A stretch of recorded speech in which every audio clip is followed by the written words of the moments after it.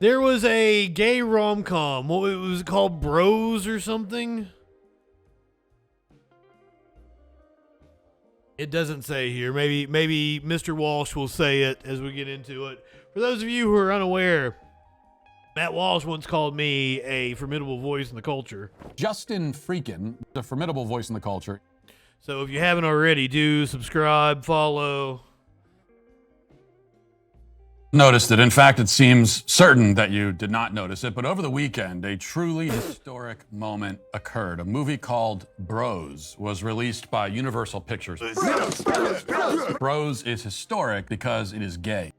I didn't notice it. Why is it historic? Because it's gay. Brokeback Mountain won an Oscar fucking 10 years ago, 15 years ago. Shit, that was a long time ago. And I don't just mean that it has gay actors. I mean, in that sense, it's like literally every other Hollywood film. And I don't mean just that it has gay characters. Again, in that sense, it's like every other Hollywood film. Hollywood is very gay, and Hollywood movies have a lot of gay characters and themes. But this movie... Man, you're selling me on it. We're told, because it's the first gay romantic comedy to be produced by a major Hollywood production company. And in case you're at all confused about this fact, the film's marketing material, especially...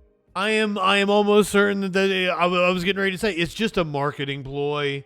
Who gives a shit? They're wanting people like you to talk about it. That's all it is. This is outrage marketing 101.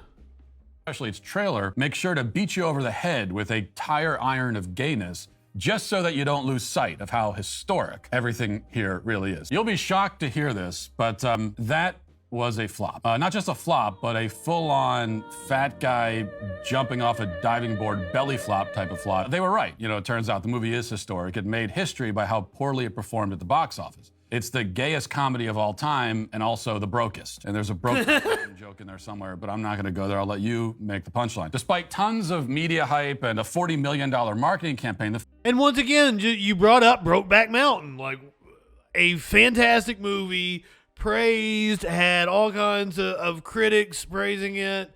I don't know what it made at the box office, but that was a landmark movie.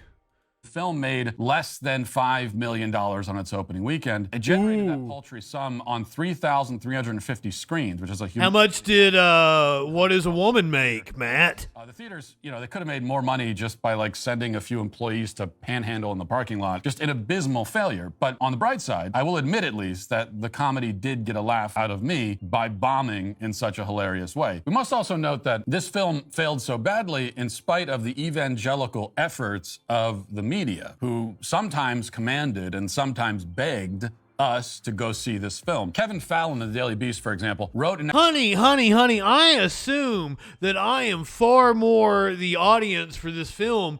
I didn't even know it existed, so they didn't do a good job of marketing it to the audience. You knew it existed and I didn't.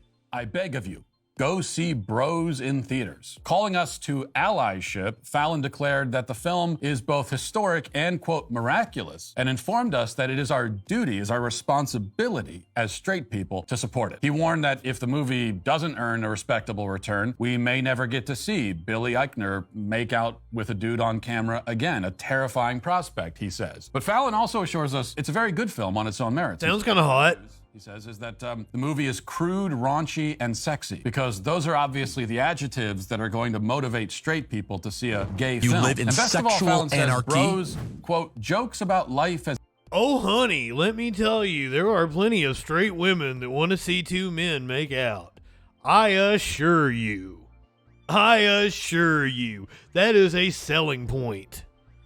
As a gay male over the age of 30 in New York City in a way that feels authentic. Now, part of that authenticity, apparently, is a four-way gay sex scene, which the writer promises rings true. I can just hear... Hey, he really is selling me on this. Guy in Ohio, one of millions across the country, saying to his wife, hey, honey, let's go check out this gay romantic comedy called Bros tonight. Yeah, apparently it jokes about life as a gay male over 30 in New York City in a way that feels authentic. Yeah, Kevin Fallon, the Daily Beast, he says so. He says that we should see it so we could be good allies. Also, it's super raunchy and sexy with all the gay orgies and everything. Doesn't that sound great? No.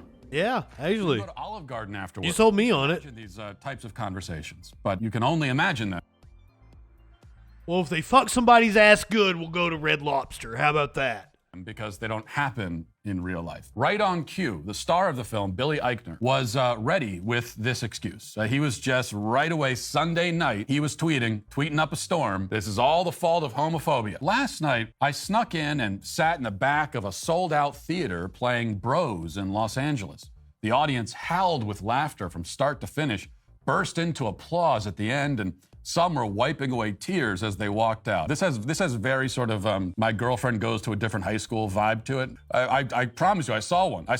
Can we go look at your tweets jacking yourself off about what is a woman? An audience that loved it. I really did. At one point, your stupid transphobic book. They were pulling the trailer because of the gay content. America, F yeah, etc., etc. That's just the world we live in, unfortunately. Even with glowing reviews, great Rotten Tomatoes scores, an A cinema score, straight people, especially in certain parts of the country, just didn't show up for Bros. Everyone who isn't a homophobic weirdo should go see Bros tonight. So you're a homophobic weirdo if you don't spend too much money and several hours of your... No. You're a homophobic weirdo for a plethora of reasons, and then Matt. Have group sex with other gay men.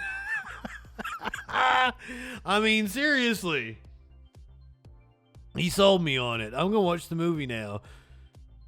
I want to see this gay orgy scene. I'm very much into it. I've even got a little chub talking about it right now. So because I need to get rid of this chub, and I need a dose of manhood, because we've been talking about the gay orgy, and because Warlord stayed up for it, let Tucker Carlson restore our manhood. Bro scientists, half jokingly. We met some of them at a ranch outside of Austin, Texas, to see what they're doing. Bro science to me is... Bro scientists. But a lot of it is self-experimentation. You know, there are very few, if any, peer-reviewed double-blind studies to answer the kind of questions that most bros want to know. So instead, we just have to rely on our own experience. Best response to this is a strong politics of nationalism. The nation, are they drinking piss? The individuals who make it up. And that's where raw eggs come in. Eggs are a superfood, packed with protein, fat... No. cholesterol. The absolute opposite of the disgusting rubbish that the globalists want you to eat. I've tried at various times to sleep on the floor, but it's a bit too much for me. Cold showers are supposed to have various hormonal effects. It's interesting. There's a kind of schism. They're drinking raw eggs or taking cold showers. You're either sunning your balls or you're freezing your balls. My name on Twitter is Benjamin Braddock. I'm a right-wing bro scientist, and yes, I tan my balls. Right-wingers are morons.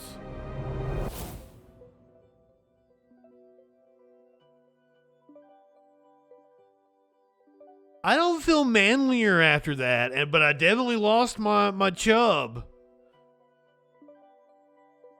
Don't drink raw eggs. I can't imagine that UV light in your balls is a good thing, but I don't have enough evidence to prove otherwise.